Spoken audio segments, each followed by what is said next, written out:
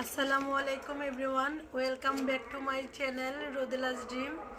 আশা করি সবাই অনেক বেশি ভালো আছেন। আমিও আলহামদুলিল্লাহ অনেক বেশি ভালো আছি। আর আলহামদুলিল্লাহ আমার 1K সাবস্ক্রাইবার ডান।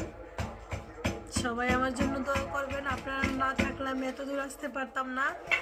আর সত্যি আমি অনেক বেশি খুশি যে আপনারা এত তাড়াতাড়ি আমার চ্যানেলটাকে এত দূর নিয়ে আসছেন।